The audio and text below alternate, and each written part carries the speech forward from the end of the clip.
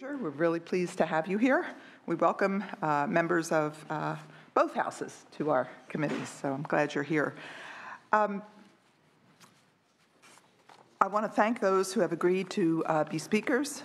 We appreciate that, and I think we'll go right into the hearing. Members of the Select Committee, I know at least 2 or 3 who are coming. Will be in and out. There are lots of things going on these last 2 weeks at the in the Senate and the Assembly, so we'll be pleased if they, when they do come. The title of the hearing is, Are the Tunnels Good for California? And California has struggled to address the complicated issues of the Delta and water export since the 1960s, and probably before that, since the original export pumps were planned for the South Delta as early as the 1930s. So this is not a new issue. Currently, the proposed effort, the California Water Fix, proposes 2 massive tunnels, 40 feet in diameter each, 150 miles under the Sacramento-San Joaquin Delta in order to divert fresh water directly from the Sacramento River, bypassing the Delta and delivering the water directly to export facilities in the South Delta. The tunnels project is the most expensive and controversial infrastructure proposal in California history.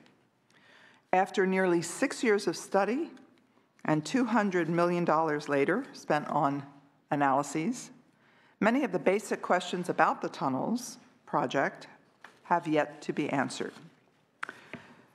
Those questions are, will the tunnels improve the ecosystem conditions in the Delta? Will the tunnels significantly impact the economy and communities of the Delta and Northern California? Will the tunnels improve water supply reliability in other parts of California?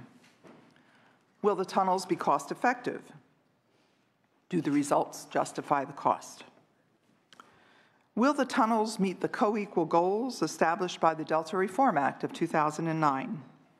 How will we know? Who controls the pumps and the operation of this project? In short, we hope to examine many of these questions with people who are experts in the area and have a great deal of experience and knowledge. And we hope at the end of the day to answer the question, are these tunnels good for California? We think that's an important question that the public should weigh in on and should decide. These are the basic questions that Californians need to answer, especially before moving forward with a multi-billion-dollar proposal. So without further ado, I want to begin with Rachel Ehlers, who is the Principal Fiscal and Policy Analyst from the Legislative Analyst's Office, and she's going to give us an overview of the tunnel proposal. Rachel, welcome. Good morning. Glad to have you. Thank you for having me. Rachel Ehlers with the LAO. I'll be speaking from a handout the Sergeant is passing out. It's also posted to our website for those who are watching remotely. So I've been asked to give a very brief overview of primarily the changes from the original BDCP proposal and some issues for the legislature to consider as you are weighing this proposal. So starting with page 1 on the handout, very briefly, why are we even having this conversation today? As we know, the Delta is located here in our backyard in Sacramento, but has statewide importance for many reasons. It is the largest estuary on the West Coast, both home to and migratory path to many, many native fish and wildlife species. It is an essential piece of the state's water system. As we know, most of the precipitation in our state falls in the north and east, but much of the demand is in the south and coastal population and agricultural regions. It's an important infrastructure corridor for roads, shipping, freight, and ports, moving goods throughout northern and central California. And it's a place with a huge economic and cultural value to the state, not only for its historical communities, but also for the roughly 500,000 people who live there today and farm there today. So while the Delta is important, we also know it's facing many serious challenges. an ongoing decline to its ecosystem and the native species who live there, an increase in the non-native species that are living there, reduction in water supply reliability and exports in recent years, not only related to the drought, but also regulatory actions related to the environment and related to water quality. The quality of water in the Delta has been affected by wastewater discharges, agricultural discharges, and saltwater intruding, and there are concerns about even greater saltwater intrusion with forecasts of rising sea levels in the future. And the 1,100 miles of levees throughout the Delta are at great risk. They are aged and not engineered to today's levels. The land behind them has subsided, and they're at great risk for earthquakes, increased water pressure, storms, and water level rise. So turning to page 2, there have been many efforts over the past decades to address these challenges in the Delta, and here we highlight some of the most recent. As the chair mentioned, the Delta Reform Act passed in 2009, establishing 2 co-equal goals for the Delta, improving the reliability of the water system and enhancing the Delta ecosystem while preserving the Delta as an evolving place. And the legislation was very clear that those 2 goals would be given equal weight. The legislation also directed the Delta Stewardship Council to establish a plan to direct the overall policy in the Delta. The Delta Plan was released in 2013. Emphasizing those 2 co-equal goals. Simultaneously, the administration released its first draft of the Bay Delta Conservation Plan, or BDCP, also in 2013, to address those goals of water supply reliability and improving the ecosystem. So I know you're all familiar with the BDCP. It's been out for a while, but just to highlight some of its primary components, it was proposing to build 2 tunnels underneath the Delta to transport water through, both to improve reliability and improve conditions for fish and wildlife. The main approach that the BDCP envisioned for this was pursuing approval as a Natural Community Conservation Plan, or NCCP, which would have met the State's Endangered Species Act, simultaneously also approving federal approval on a similar approach with the Habitat Conservation Plan. And really what that NCCP approach would have done is, rather than looking for permits to affect each of the affected endangered species in the area, taking a more broad approach to preserve habitat for all of the species in the area, and therefore getting approval to affect those, all of those species while helping them recover through this habitat conservation. So as a piece of that, the BDCP envisioned acquiring or improving 150,000 acres of habitat for those protected species. And in getting those permits from the state and federal regulatory agencies, would have received or envisioned receiving a 50-year permit to operate the proposed tunnels and Central Valley Project and State Water Project. So as we know, the administration released some modifications to that original proposal in the past few months, known as Water Fix and Eco Restore. So turning to page 3, we highlight the major changes within this revision. And the first is that the administration's new proposal would split the approach for water conveyance and species ecosystem restoration into Water Fix for conveyance and Eco Restore for the restoration.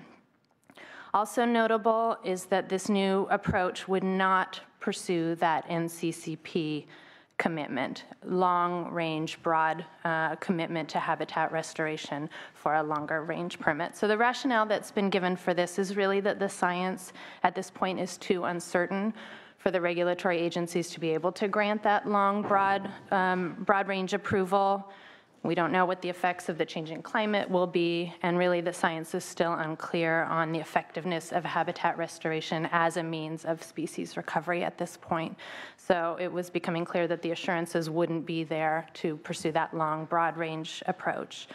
So shifting away from that NCCP approach led the administration to some other changes in their proposal, part of which was less restoration. In lieu of the 150,000 acres that was originally proposed, the new proposal has 30,000 acres as part of the Eco Restore. I think it's important to note that all of that, or the vast majority of that, is related to requirements that already exist based on the projects as we already have them. The contractors are already responsible for those 30,000 acres. And the administration anticipates that the new proposal, the new proposed project Water Fix, would result in an additional requirement of around 16,000 acres, but that, again, is still uncertain and would be pursuant to the regulatory requirements with the new project. The second main piece related to not pursuing the NCCP approach is not pursuing as long of a period of a permit request. Rather, it would seek shorter-term permits, depending on the state of the fisheries, in lieu of that kind of broad range ecosystem restoration and permit. And as a result, also would not contain the long-term water supply assurances that were, for the contractors that were included in the original BDCP. And finally, the new proposal modifies some of the engineering and design components of the proposed approach, eliminating some of the pumping plants, power lines, buildings, and transmission lines that were included in the BDCP, primarily for the North and Central Delta, in an attempt to lessen the effects for Delta residents. So turning to the final page, some issues and questions we lay out for you to consider as you're weighing this proposal, not only for the panels that are coming before you today, but in the weeks and months to come as you're thinking about this project. And the first is, how well does this proposal align with other Delta efforts and state policy directives? The Delta Plan, the Delta Reform Act, the State Water Resources Control Board's Bay Delta Water Quality Control Plan, which is overdue for an update. How well, and this question was raised by the chair as well, what are the governance and oversight over this project, not only through the approval process, which are important questions, but also should the project be approved for the length of the project? What entities are empowered to oversee it, to make decisions? Is that governance appropriate? How will science be incorporated? What is the adaptive management plan as we develop evolving scientific understandings? There are a lot of players involved. What are the roles of each of those players, and do you think they're sufficient?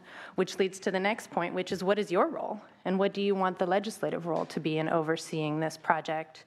Do you have the tools to play that role right now, or might there be additional legislation necessary to make sure that the legislative goals are met? Obviously, it's important to think about what are the impacts of this project on the important stakeholders, fish and wildlife, Delta residents and farmers, downstream water users. What are the benefits for each of those groups? What are the risks and uncertainties for each of those groups? Are there drawbacks? How do you weigh all of those? We know that there's a lot of uncertainty in the future. How flexible is this proposal to address some of those changes in the future, whether it be exceptionally dry years, which we are experiencing right now, or exceptionally wet years, earthquakes, changing climate, rising sea level, changes in population and water and agricultural water needs? How adaptable would this proposal be for the decades to come in addressing some of those issues? And then viable alternatives are important to consider, as we know that the existing conditions in the Delta are not sustainable. Something needs to be done.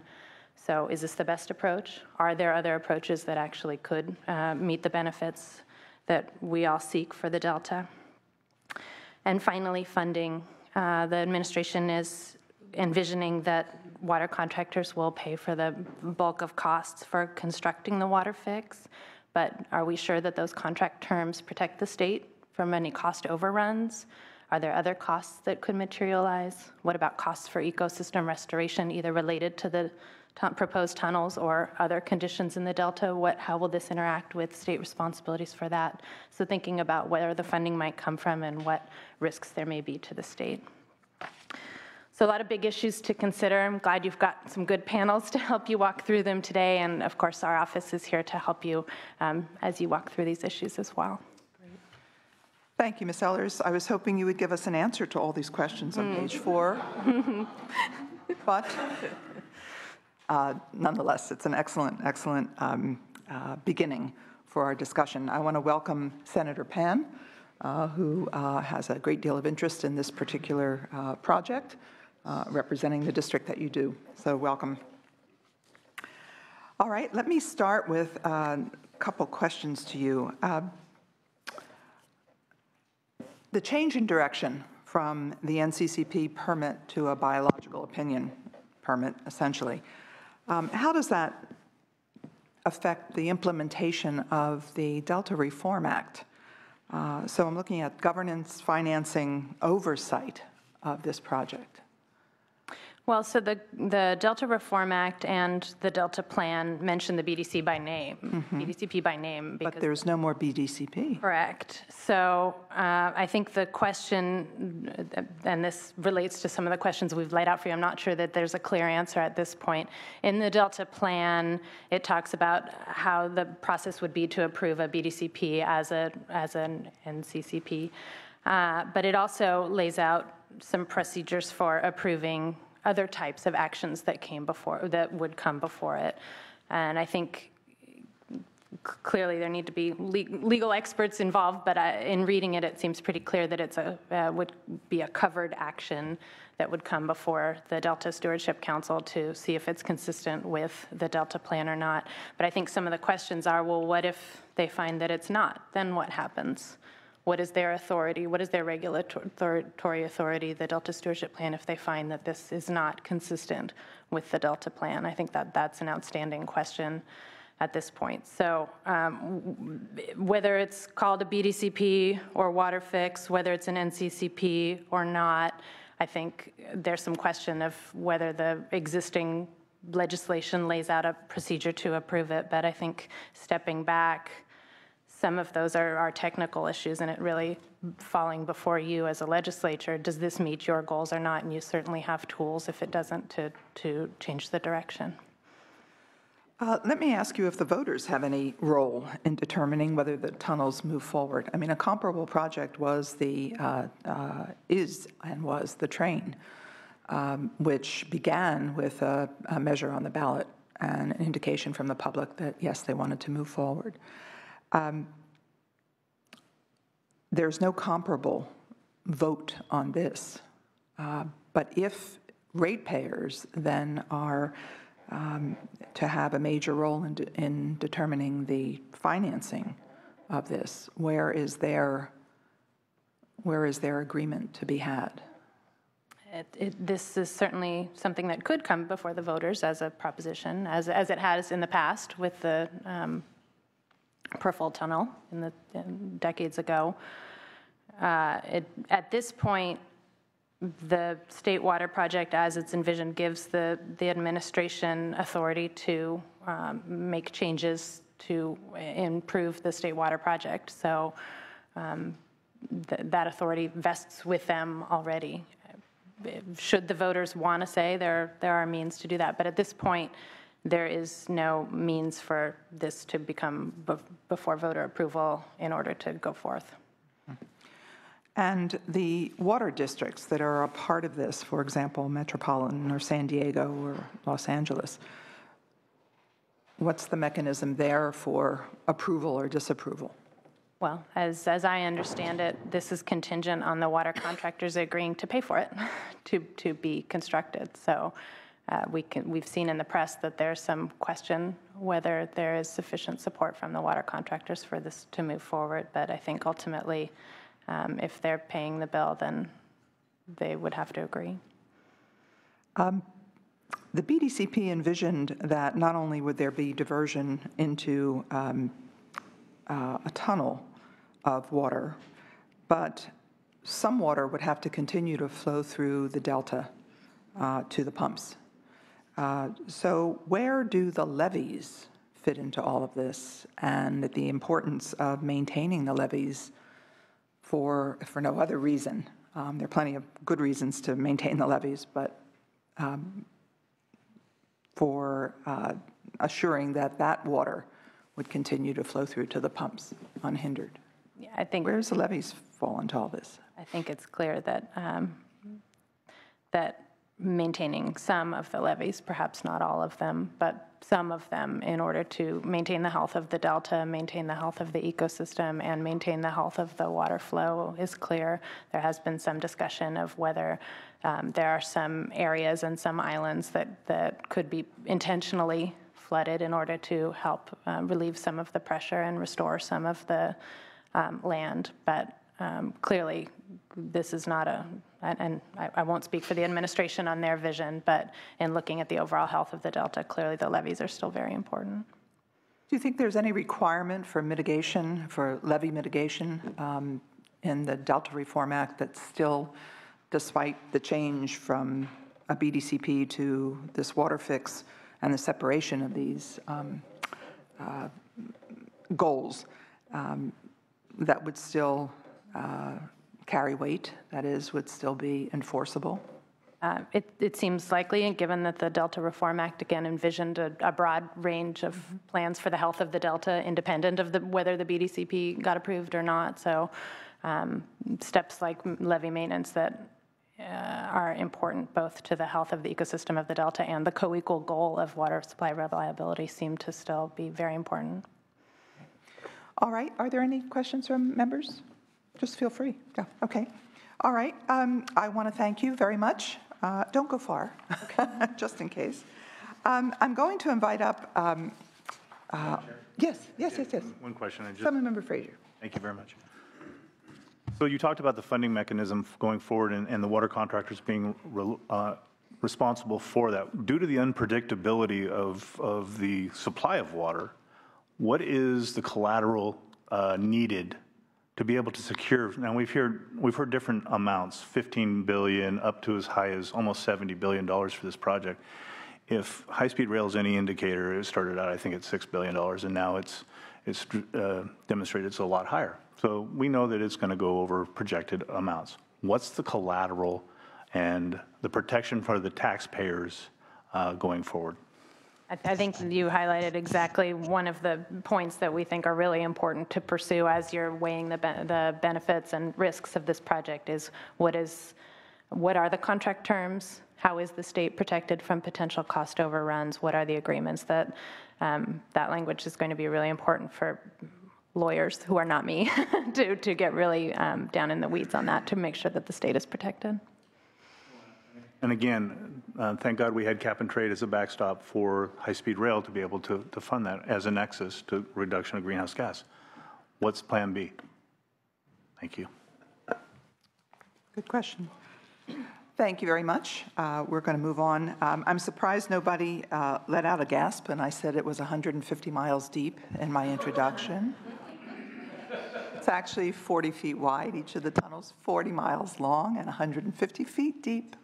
So, I mean, it's bad enough, but we don't have to exaggerate. All right.